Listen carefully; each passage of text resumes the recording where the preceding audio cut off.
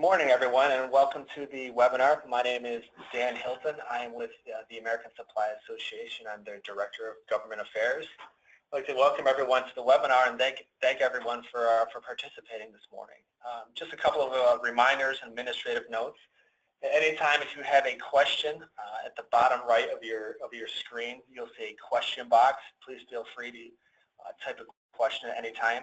This is being recorded for future use, so those that aren't able to be with us today, we'll be able to make this available to send out to those folks anytime, and you can review it as well with you and your peers. So again, good morning. Thanks for taking your time out. This will be about 45 minutes. I'll have you back at your desks in about, or away from your desks in about an hour. So let's go ahead and get started. So what is lobbying? What will you be doing in Washington, D.C.? Lobbying for your industry and your company's future. So just what exactly is lobbying? It really takes about three different forms. You have lobbying for legislation that you want to pass, lobbying against legislation that you want to pass, or lobbying for changes in existing law. We're going to be doing a couple of these. Certainly the first one, lobbying for legislation we want to pass, as well as hopefully making some changes to some regulations that are coming down the pike. Some of those issues we'll talk about down in a couple of slides to go.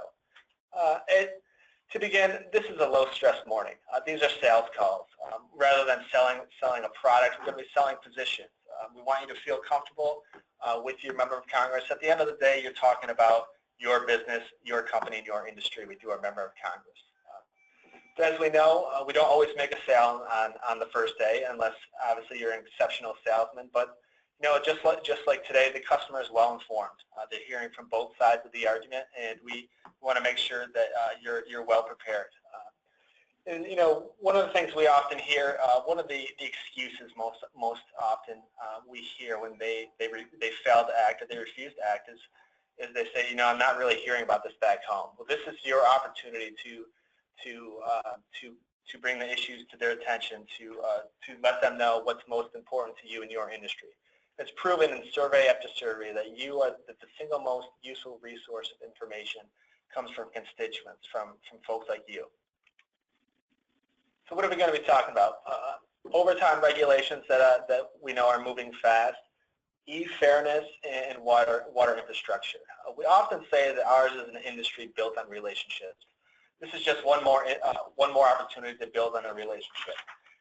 And as we know, relationships take time. They take time to grow and take time if they're going to benefit both parties. You know, it's important to remember that your member of Congress can be extremely helpful, regardless of party affiliation. But it takes time to build that relationship and this is that opportunity to go in and visit with that member of Congress for many of you for the first time explain who you are and what our industry is and what your role in the community is. You know, one of the things we hear most often on the campaign trail, one of the 3 or 4 words that resonates most common is, I've made a payroll. A lot of people on this phone call, many people on this phone call have made a payroll. They signed the front of the check. That is an extremely impressive and authoritative voice in Washington, D.C. You've, especially the past 5 years, with the housing industry that we've gone through, now the energy industry that's going through, you've weathered a lot of storms and a lot of challenges, and that's extremely respected on Capitol Hill. The reality is you're responsible for the livelihood of hundreds, maybe thousands. And again, you're one of the most well-respected positions of authority in Washington. As we said before, this is a low-stress day. We don't expect you to change hearts and minds overnight. This truly is a marathon. It's those of you that watch the House of Cards. This isn't Frank Underwood in the dimly lit basement strong-arming one legislator to get them to vote. Legislation needs 218 votes to pass Congress, and it needs 218 just to get to the floor. Like I said, it is a marathon. It requires constant, sustained interaction, which is what we do each and every day in Washington. We provide updates when necessary. We check back with past supporters, because as we know, legislation may take many, many years to pass. It gets reintroduced every 2 years. We have to go back and find our old allies as well as find new allies, and offer support when needed, and provide resources to those that are thinking about supporting our issues. But at the end of the day, they will not jump unless they're pushed, and that's what we're here to do, is to help push them to understand our perspective and how it's important to our unique industry. So what's our goal? Our goal obviously is yes. We want them to say yes to supporting our legislation. That's, in baseball terms, that's a home run. But there's also ways we can get singles, doubles, and triples, and that's also productive in scoring runs. And we're going to talk about that at our conclusion. But we're there to make a concrete ask. Will you support our issues? Do you support our issues? And if not, what can we do to get you to support our issues? So let's get into how a fly-in actually works. Over the past couple of weeks, we've been making requests. We've got 162 requests made. We've got this is as of yesterday, we've got 92 confirmed. I believe that number has risen. We probably have about 100 meetings confirmed with about 35 states. Typically, what we've got is you'll have 3 meetings, 2 with your 2 state senators or senator staff, 1 with your representative. Now, it's important it's with your representative from your headquarters. We've heard from a number of you. It's not uncommon that you work in one congressional district and live in another.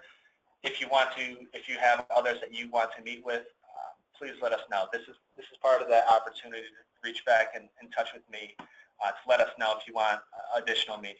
We have, as I've said, we're about 80% confirmed. We have a lot of delegations that we're just waiting on about 1 meeting. If you'd like to learn more about where we stand in the process, you can certainly follow up with me offline. Right now we're briefing and educating the AD members here. Traditionally, that's usually done on site, either the morning of or even the day prior. Good news is we've got a senator from the state of Wisconsin who's going to be speaking to you, and I think you'd much rather hear from him than hear from us. But we want to get to you and get this information to you as early as possible to help mitigate any questions or concerns that you may have. Let's see. Meeting with a member or staff. Now, many of your meetings are with a member of Congress, but that can change. They typically have meetings set in 15 to 20 to 30-minute increments. They often they get pulled out into floor votes. They get pulled out into committee hearings. So that they are really a moving target. As a former staffer, I can tell you that we understand and we know that the constituents were there to meet with a member of Congress, and we know that they didn't want to meet with the staffer. Unfortunately, that unfortunately is how it works sometimes. But I will tell you that a lot of the staffers, I would not underestimate them. Half the Supreme Court used to be congressional staffers. Paul Ryan used to be a congressional staffer. I just learned that the FBI director used to be a congressional staffer. So these are some pretty impressive folks that you're going to be meeting with. Key thing with meeting, especially a member of Congress, is to be flexible. As I said, they may get called out. You may start meeting with them, and then they may have to leave. You may start meeting with the staffer, and they may come visit with you. They may be at a committee hearing, or they may be voting, and their staff is going to bring you to them. That's up to them to bring them to you. You don't have to find where they are, but it's a very I won't say chaotic, but it requires a lot of flexibility. Let them know what you're there to talk about. There are some the issues we're talking about. We'll talk about that later, but the staffers generally have specific amounts of expertise. I would, as you're sitting down, breaking the ice, say, what issues do you handle for the congressman? What issues do you handle for the senator? Just to see, maybe gauge if they will be a subject matter expert on any of the particular issues. If they're an environmental expert, they know about the water issue, they may not know about labor or overtime. So that's just something to bear in mind. But identify what's of concern with you, and I would also work with the folks that you're with in your meetings.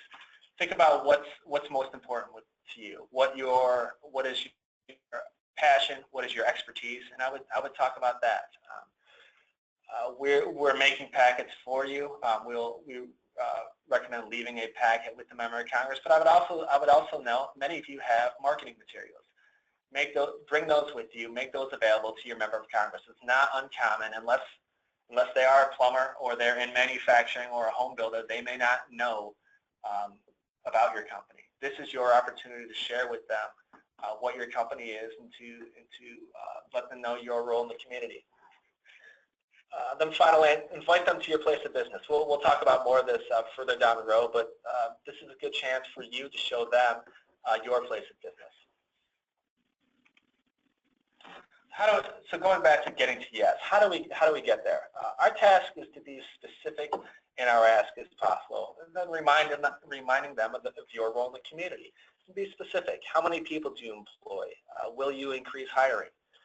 Do you have any new products you're going to be rolling out? Any expansions?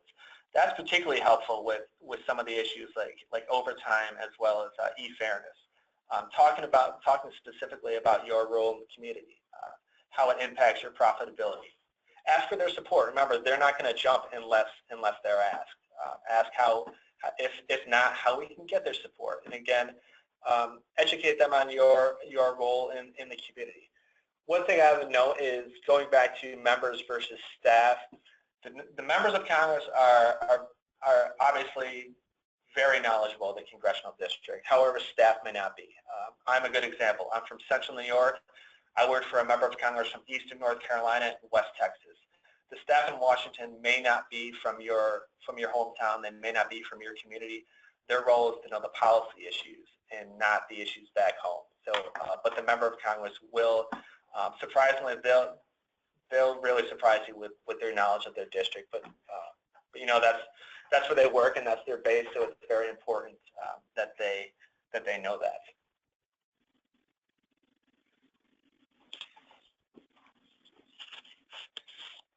So when you're finishing with your meeting, just a couple of follow-up notes. Follow-up is crucial. One of the things I want to mention is obviously they have Washington offices. They have offices back home as well. I would ask the name of the district director, and here's why. The last office I was with in West Texas was a massive district. He would actually fly a plane from one end to the other. It was so large. But they spend an inordinate amount of time in the car with this district director. This is the chance for that district director that you may have gotten to know to say, Congressman, I want to tell you about this company that we've never even heard of. We really need to go out and visit with this company. That district director is really the congressman's eyes and ears back home, and I would strongly suggest getting their contact information and following up with them. Say, I just met with the congressman up in Washington. I'd love to come in and visit with you. Love for you to come out and visit our facility. That's a great way to build the relationship. Certainly email them, copy us if you'd like, and again, invite the lawmaker or district director to your facility. You know, it's often said the Oval Office is the greatest home court advantage in the world. You know, a member of Congress or a senator's office is not that much different. You're on their home court. Bring them to your home court. This is a great opportunity to show your company as well as your peers in the community. Invite them, invite your customers if you have a counter date to bring your member of Congress in. This is a great opportunity, and the relationship starts here in Washington. And then finally, take notes. You guys are intel gatherers for us. As I said, it takes 218 votes to pass any bit of legislation, but it takes just as much just to get legislation to the House floor. If we hear from you guys saying, you know, Congressman Smith needs more information, he's thinking about jumping, or Congressman Smith really opposes this issue, that's valuable information for us and the folks that we work with downtown. So what are we going to be talking about? Overtime regulations, water infrastructure, and e-fairness.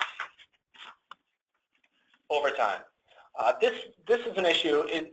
I want to be clear. This is an issue that isn't legislative. It's administrative. It is a regulation that they already have the authority to make and to change. We're lobbying on actually a couple of fronts. We are lobbying the White House and the executive branch to put a delay to the regulation. But there also is a piece of legislation that would stop it. But to be clear, this is a train that is moving. What exactly is that train? Right now, in order to qualify, you have to qualify for overtime. You have to make less than about $23,000. But what the rule will be changing is those making under $50,000 will be entitled to overtime. This is very important because as we know, a lot of our employees may be making under that. It's going to be folks. There'll be right now there's about 6 million people getting overtime. This is going to change to about 11 million people if this is not halted. Let's see.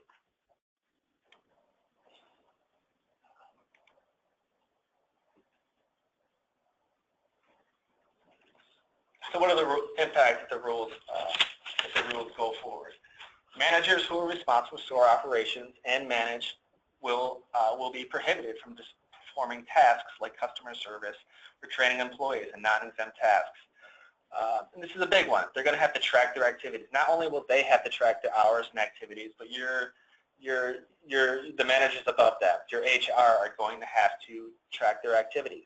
And this is, I think this is a very important. I think this is an action item that I would encourage you to go and talk with your HR or your CFO and find out how many would be impacted, what it might cost you.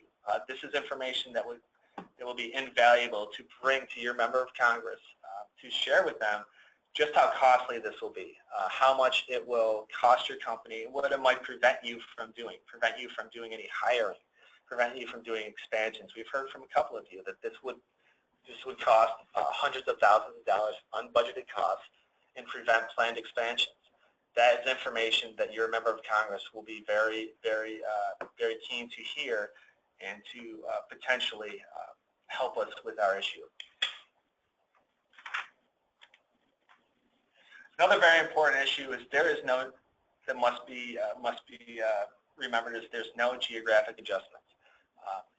It's important to remember that where this is being written in Washington, D.C., $50,000 in Boston, which is Boston and most of the major markets, is about the same. It's $50,000 is the equivalent to $48,000. But then it really drops off. And the reality is their belief is that you as an employer are paying substandard wages to someone who's working extremely hard, maybe driving trucks or your warehouse supervisor, paying $29,000 in Tulsa. But what they don't realize is $29,000 in Tulsa is the equivalent to $50,000 in Washington, D.C. There was no true thought put into the geographic adjustments, and that's a very big concern for many of us here in Washington. Now we hear it quite often. My senator or my representative, they're far left or they're in the Tea Party. They're not going to be helpful. We often do judge our members of Congress on their political affiliation. But to be fair, we absolutely must seek out allies in all corners of Congress. We do work with both sides of the aisle on every issue. You can't get. It's very difficult to get any law passed on a partisan line vote. It requires bipartisan support. But here, as you can see before you, we do know for a fact that over 24 senators have written the White House and essentially asked them to put their foot on the gas to get this rule implemented as quickly as possible. Now, as I said, we know they won't be helpful. The truth is, I should say that our industry's really been caught up in the food service industry, in the retail industry. They will bring up examples of the manager at your local McDonald's. Well, he's called the manager. He may get paid a little bit more, but he's still cleaning toilets. He's still taking orders. He's still doing fries, and that's just not fair. But the truth is that's not our industry. And that's still, this is your chance and your responsibility to remind them that that's not us.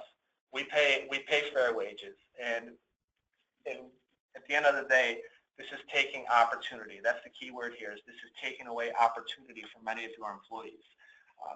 As we know, some of our employees, they may not have gone to a four-year school. They may have graduated from the School of Hard Knocks, but we've identified something in them where they've started on the warehouse dock, but then they've gone to, they've risen up to a warehouse supervisor, and they've gotten a salary. What that now means, though, is that they go from salary back to hourly, and they have to track their hours, and really, erodes the opportunities that they've earned. So a couple of solutions here. There's legislation that would put a stop to this. We are obviously mindful that we don't believe the president is going to go ahead and sign this legislation. But what this does is this signals to the appropriators who are looking to defund this. They're looking to see how many people are supportive of this legislation to again, put a stop to enforcing this legislation and not funding this legislation. So our ask is that they co-sponsor the Protecting the Workplace Advancement and Opportunity Act. Again, keyword here is opportunity. This is taking away opportunities that our managers and our supervisors have earned throughout their career. Let's move on to our next item, our next issue.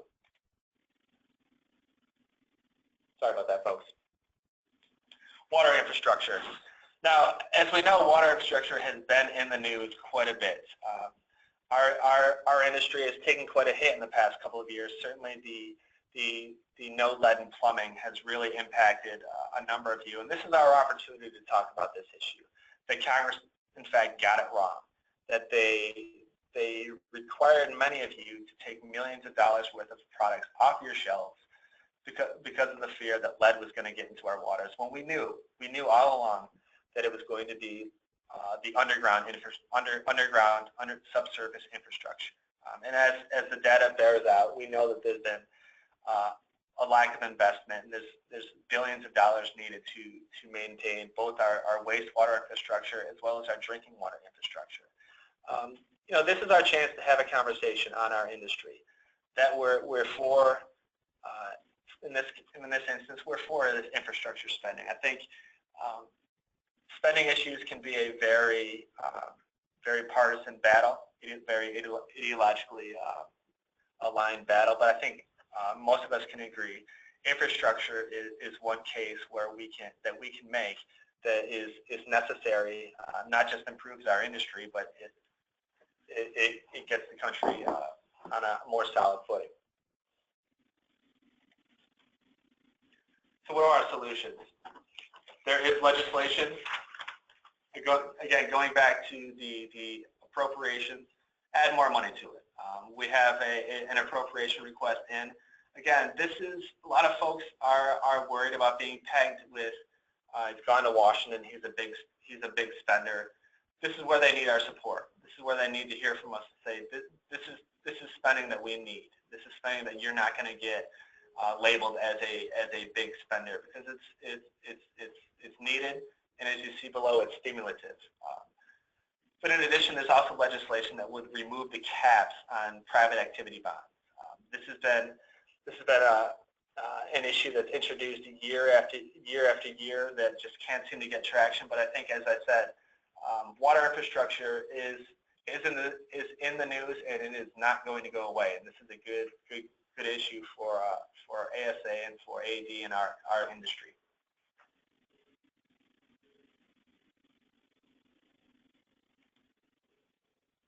And finally, our last issue, e-fairness.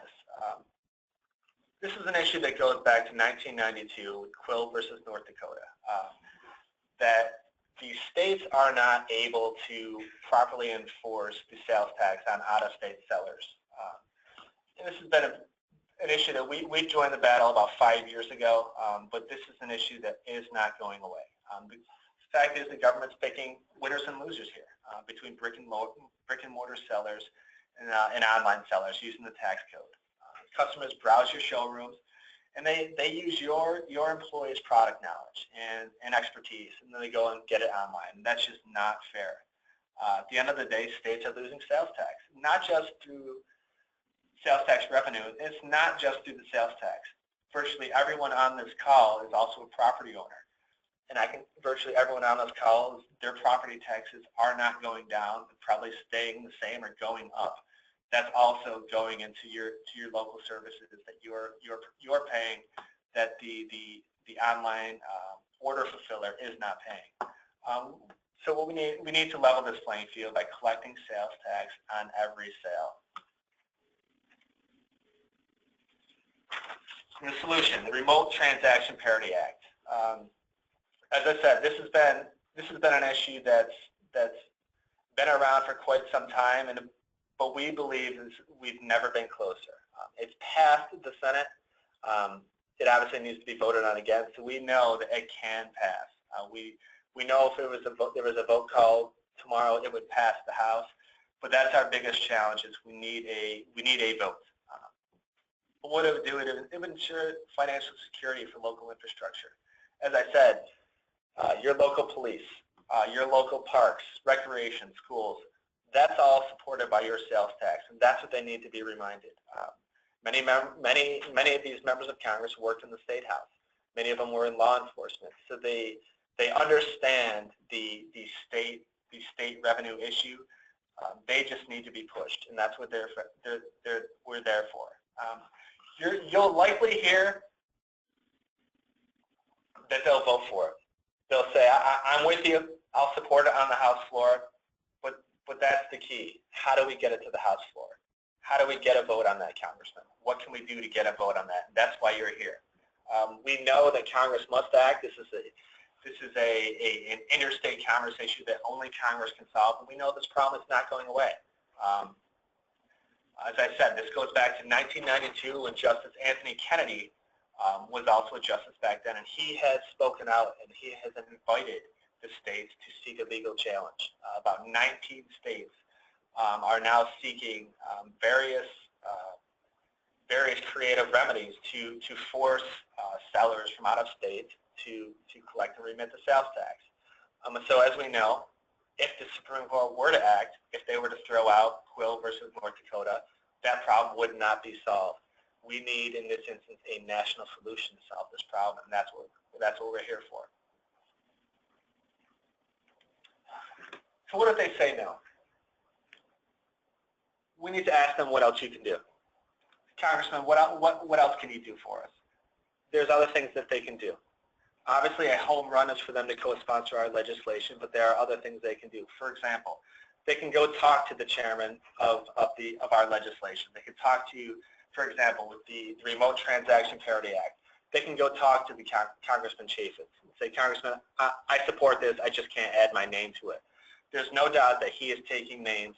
He's collecting a list to present to the speaker to say, these guys are with us. We've got 250 people who say they're with us. They just won't add our name to it. Let's call a vote. On overtime, they can call the labor secretary. We know members of Congress have called the labor secretary and have gotten involved on this. They don't even have to tell us that they're going to call, but they can call the labor secretary and say, I'm hearing an awful lot from my constituents about this. What's going on here with this overtime law? There are more things that they can do. We just have to push them to do those things. So wrapping up your meetings. As I said, ask for their support. While we're there not only to educate them, but we are there to ask for their support. Everything needs 218 votes to get to the House floor. It needs 218 votes to pass the House floor, 60 votes to get through the Senate. We need them to take a stand. I'll be honest, I've sat through countless meetings with the former members of Congress that I've worked for. They say far too many times, I came to Washington to make hard decisions, but the truth is they don't make those hard decisions. You need to ask them to support your small business, because this is important to us and to not just our industry, but your community. again, ask them to visit your workplace, meet your employees, and see how these issues impact you firsthand. Many of you have showrooms. Many of you may sell to, if you're in the PDF sector, you sell to the local manufacturing factory or plant down the street. It clearly identifies your role in the community. Take pictures, of course. I can guarantee you some of you will probably end up on their Facebook pages. It's 2016. They all have Facebook pages. They all have other social media presence, Instagram. They'll take pictures of you, but I would certainly recommend you doing the same. Publish them in your company newsletters, on your websites, your social media, and please share those with us as well. Then ask them how you can help them. Remember, you're the subject matter expert here, and there are ways that you can help them. Letters to the editor, letters of thanks. When they know that they have your support, when they know that they have you as a backup, then it makes these decisions and this decision-making process much, much easier for them.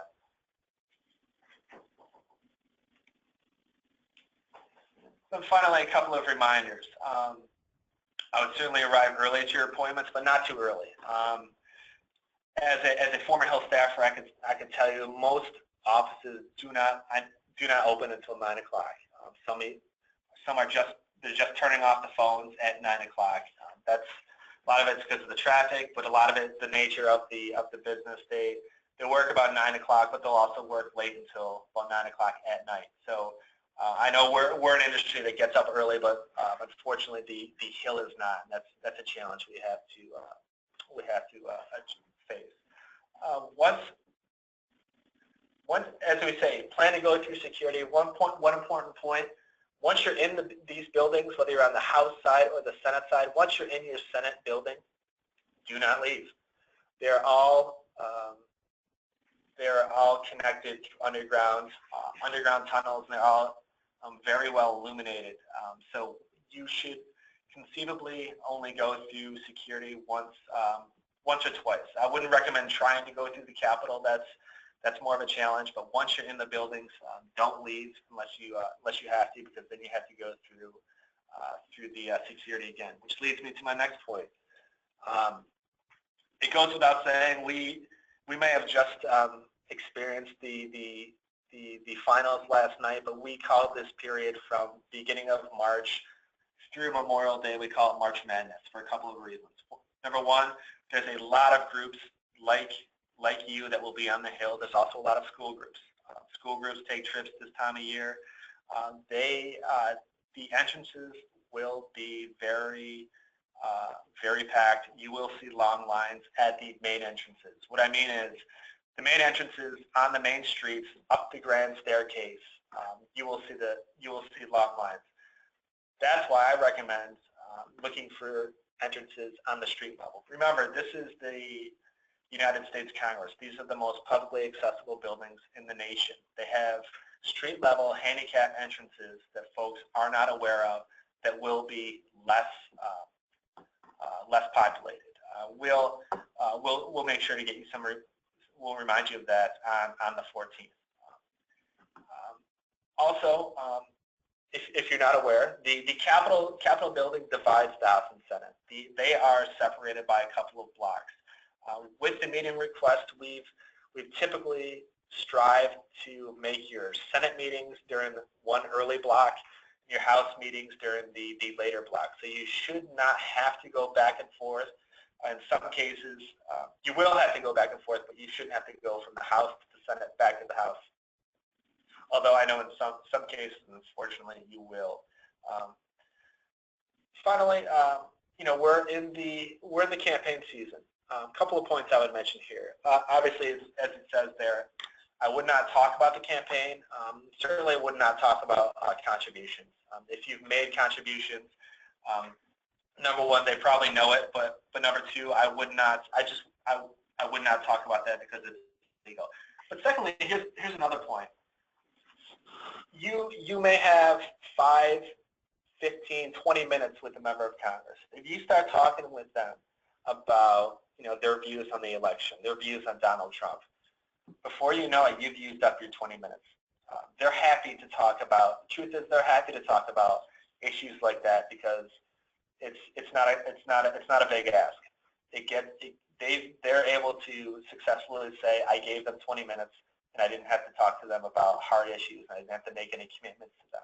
That's why I would recommend not getting into the weeds on the campaigns, both nationally and locally. As I said, they know their districts very well. They know the mayor races. They know the races for county supervisor. I would urge you to avoid those only because that's the limited time you have to talk with them.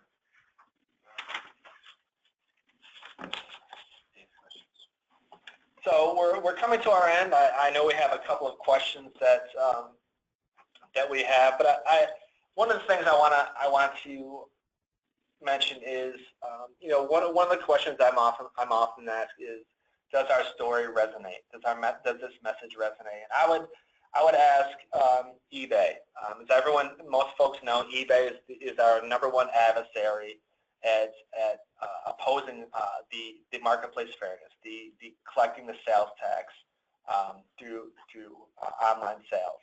What eBay did is they went out and they interviewed 1,000 of their users, and they built an army of 520 storytellers, and they filtered them by strength.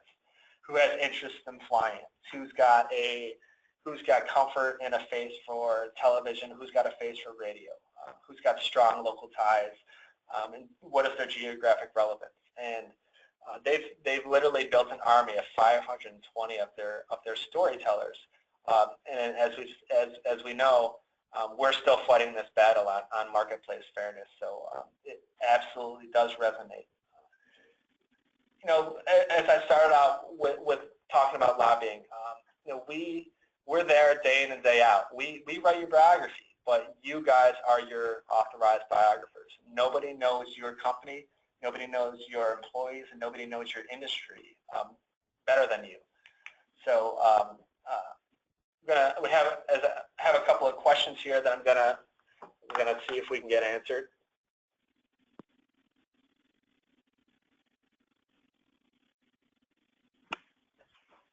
I don't have the control.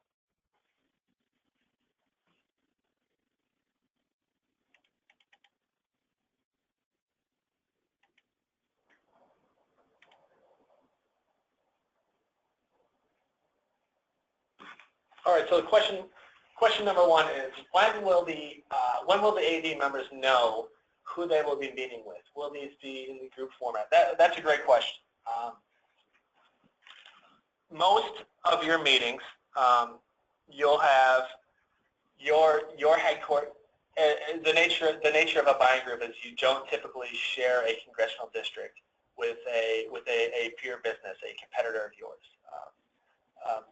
So you'll be meeting with your individual member of Congress, but you'll be joined with others in your state.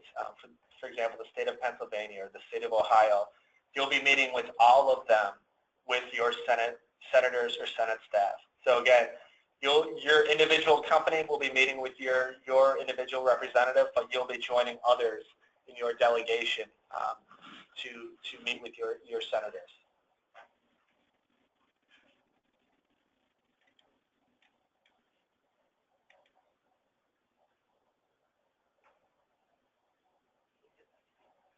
Another question here is a good question on dress code. I'm sorry, I didn't mention that. Absolutely, I would suggest coat and tie. And I would say this. As I said, coat and tie, but every single person that you're sitting across from will be in a suit. So be as comfortable as you will be. They will be in a suit.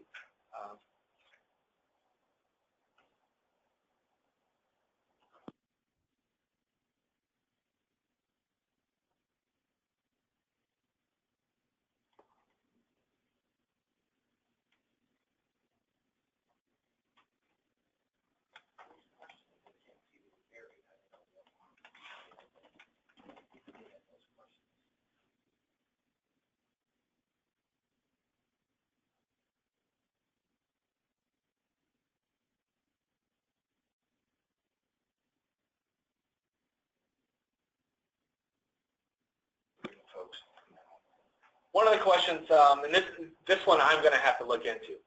Will we be impacted by Democracy Spring? I've never heard of them. I guess they are a group that might be disruptive. That's a great question. As I said, we call this March Madness for a reason.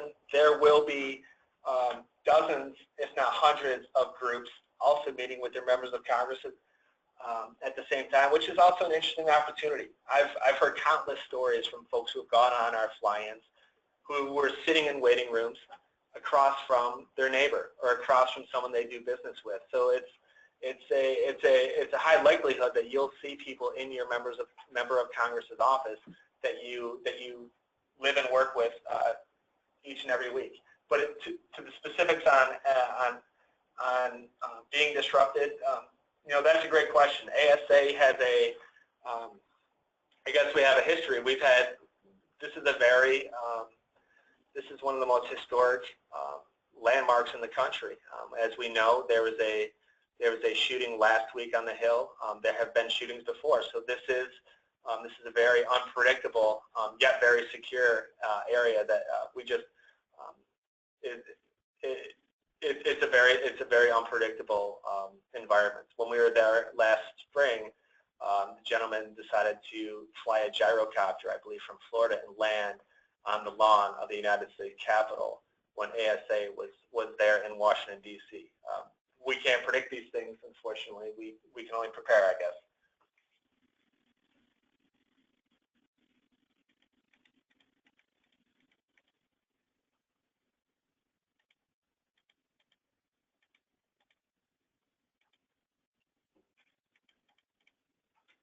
Finally, one of the last questions on the subject of overtime, how will they impact congressional staffers? I think that's a fascinating question. In fact, I just read an article, and I will send this out. It will impact congressional staffers. Most congressional staffers do not make over the threshold. Many of them will make under 50,000, and they will have to track their hours, which means they may not be able to come in early. They may not be able to stay late. So that's certainly a great point that I would bring up to them, that the people you meet with may be impacted. The offices, they will be impacted as well.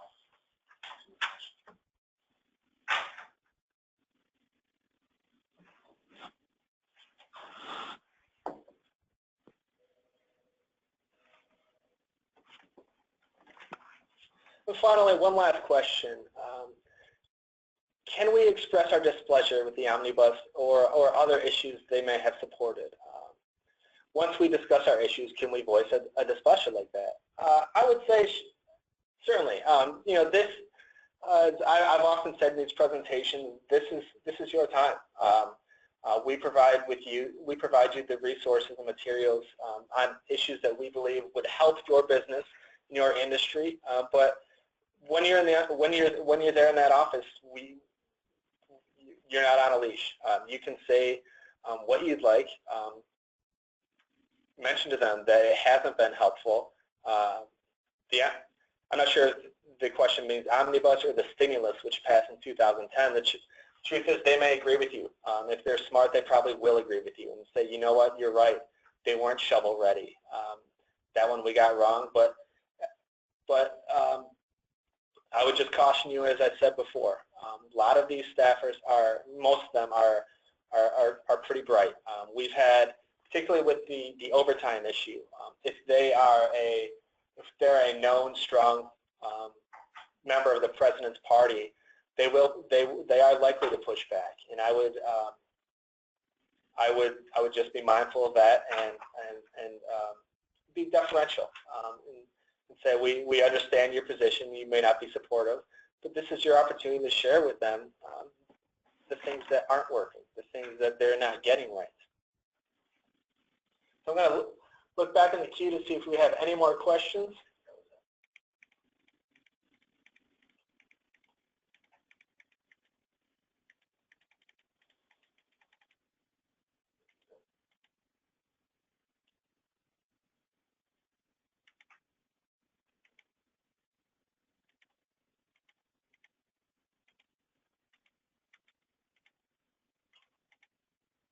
So just had two more questions come in, which are good ones. Asking about the meetings. As we've said, we have about 162 requests out, about 100 confirmed. So we have, I would say, about a half dozen states are finalized. We're a couple of other ones, we're just waiting for one meeting to finalize that delegation. But if I have not said it, I would absolutely recommend following up with me. We're happy to share with you your meetings ahead of time. But as I said, right now the Congress is not in session, which means some of their staffers are not in session. So we're just waiting to hear back from them. That's the benefit of the individual that we have on site and on staff that is making the schedules. Is she has relationships with all of the schedulers. She will continue up until the morning of the appointment, say, hey, I haven't heard from you. Unfortunately, that's just reality. Is there are times that we won't hear back from them, but we continue to push them to confirm with us. But absolutely, follow up with me offline if you have any additional questions, or you want more questions on the issues.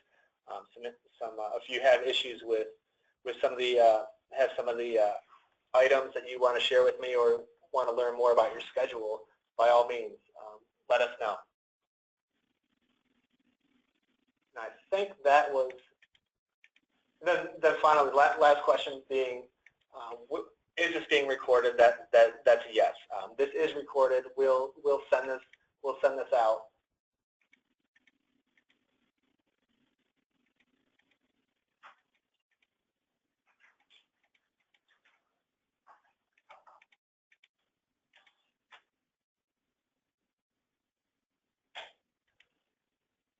We have another issue. We have another question concerning water sense. There's been some pushback. We're not specifically lobbying on specifically water sense, but what I would say to this is water sense is an issue it's a program that was created during the Bush administration by the EPA, and it's very much like the Energy Star label. It gives products a stronger reputation and stronger preference when purchasing these products. It doesn't cost the government anything, but there are ideological concerns to creating new programs. As I said, the program exists. It hasn't been authorized by Congress. So conceivably, we could have an administration that zeroes out funding for it or does not support it. We don't see that as a strong threat, and we always would prefer congressional authorization, because that is the strongest force of law that is authorized by Congress rather than created administratively. But this is our opportunity to explain to them the benefits of things like efficient water products.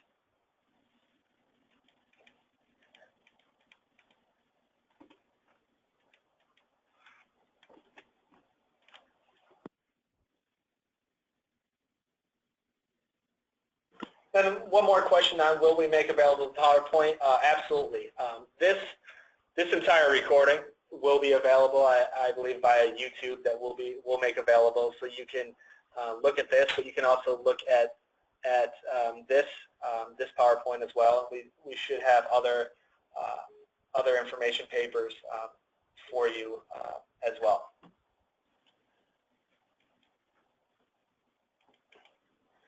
So with that, as you can see, my email address is here on the screen. We will have more time on Thursday morning, April 14th, but we want to make sure that we got a lot of this out of the way ahead of time to give you a chance to digest this, process it, and review some of the materials. And please follow up with me if you have any questions. We look forward to seeing you in a week, and we really appreciate AD's participation in this, and we think this will be a great day for folks to begin to build some relationships, or to maintain or improve existing relationships. I want to thank everyone for being on the call. Have a good day.